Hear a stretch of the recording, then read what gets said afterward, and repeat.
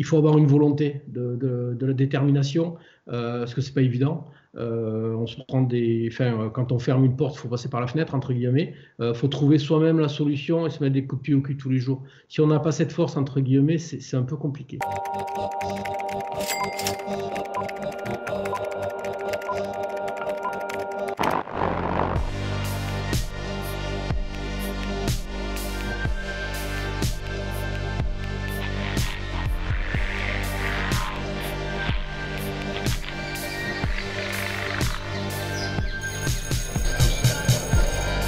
Je m'appelle Wilfried Estève, j'ai 52 ans.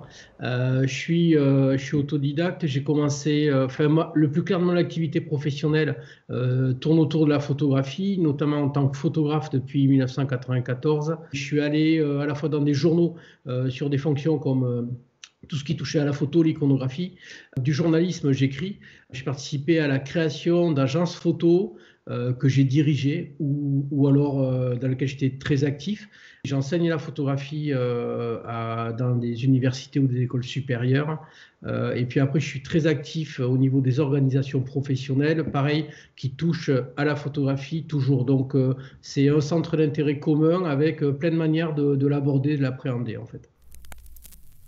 Je m'appelle Lorenzo Virgili, j'ai 55 ans. Je suis à la fois formateur et j'accompagne des photographes professionnels dans leur démarche et dans leur travail.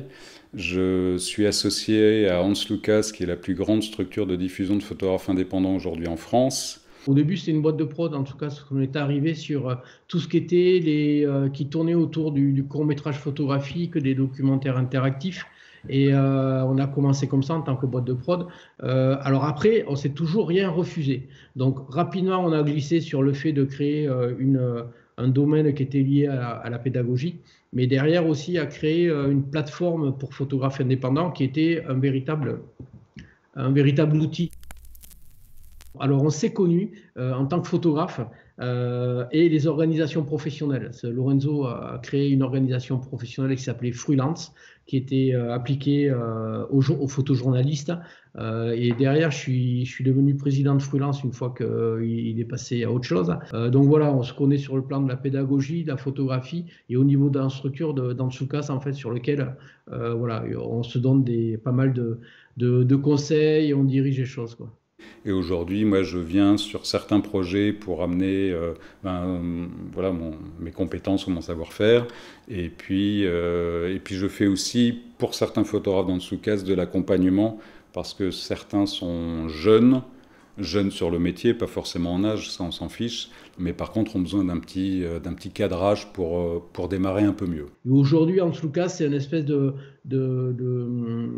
une structure hybride sur laquelle on accompagne entre guillemets les photographes. On a un côté plateforme, c'est-à-dire qu'on va amener, grâce au logiciel, un ensemble de compétences et de services qui vont aider le photographe. On va de l'un à l'autre, soit on va renforcer l'outil pour le photographe indépendant qui continue à être en direct avec des rédactions. Aujourd'hui, on a 1200 clients. On a 700 photographes, ce qui est pas mal en fait. Et après, sinon, on bascule sur un côté agence avec de gros partenaires comme l'AFP ou Reuters. Moi, j'ai 3 critères. Le premier, c'est le travail photographique.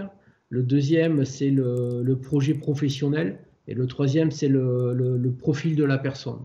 Et ces 3 critères, en fait, quand ils sont réunis ou quand il y a des potentiels. Alors voilà, parce que moi, je vais accorder une place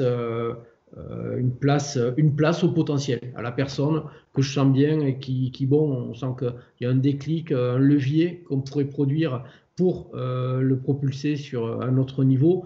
J'y accorde de l'importance. Et à partir du moment où le travail est bien construit, de manière cohérente, qu'il affirme des choses, qui fait autant sur le fond, sur la forme, qui fait le tour de tout ça, c'est le résultat qui est jugé. On ne regarde pas derrière le CV, la bio de la personne. On peut le regarder, mais c'est dans un temps 2 ou 3. Moi, je vois plein de gens qui arrivent, qui partent de rien, mais qui rapidement peuvent avoir des publications, peuvent faire leur chemin, quoi. en 6 mois, 9 mois.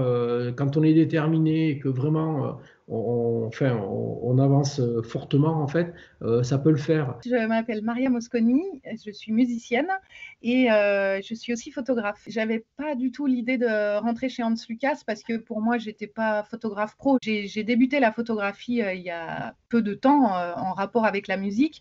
Donc la photo, j'ai découvert ce monde il y a 4 ans. 4 ans et quelques mois et je suis évidemment toujours musicienne. Pour moi, j'adorais déjà la photo. J'en faisais uniquement avec mon appareil, mon téléphone, mon smartphone. Mais pour moi, c'était vraiment un monde de professionnels. Je n'y avais pas accès. J'étais juste en train de prendre en photo tout ce que j'étais en train de faire en musique. Donc, j'ai construit petit à petit ma vision photographique en premier lieu autour de la musique, donc autour de mes concerts, autour des enregistrements. J'ai pu photographier des concerts classiques, des enregistrements classiques. Ce qui est super quand on fait de la formation, de la transmission auprès de photographes, c'est que ça me permet d'accompagner des gens au profil extrêmement différent. Je peux accompagner des photographes qui ont 30 ans ou 40 ans d'expérience, comme je peux accompagner des photographes qui démarrent. J'ai 3 profils différents. Je pense que c'est 3 blocs. Le premier, c'est le pur autodidacte. Bon, le photographe, entre guillemets, a toujours appris sur le tas. Ceux qui sortent d'école supérieure, alors c'est du 3, 5, 6 ans. Alors maintenant, en plus, il y a des possibilités d'arriver sur des doctorats et d'être entre guillemets financé en tant que chercheur. Ça, c'est super intéressant. Et puis ensuite, il y a des personnes dont la photo n'est pas le métier principal, mais qui sont bien, en fait, qui ont des choses à dire, mais ils le prennent, ils vont produire, mais pas avec la même priorité. Mais il en est que nous, on juge le résultat. Le résultat, il est professionnel. Donc voilà, on se balade sur une double activité, des gens qui sont diplômés fortement, et il n'y a pas de médium d'ailleurs. Il y a pas, soit on est autodidacte, soit en général on est très diplômé. Beaucoup de photographes qui arrivent à Hans Lucas nous demandent comment est-ce que je peux être un peu formé, qui peut un peu m'accompagner. Ça prend du temps dans l'accompagnement, mais il faut bien comprendre que pour les photographes, c'est un gain de temps.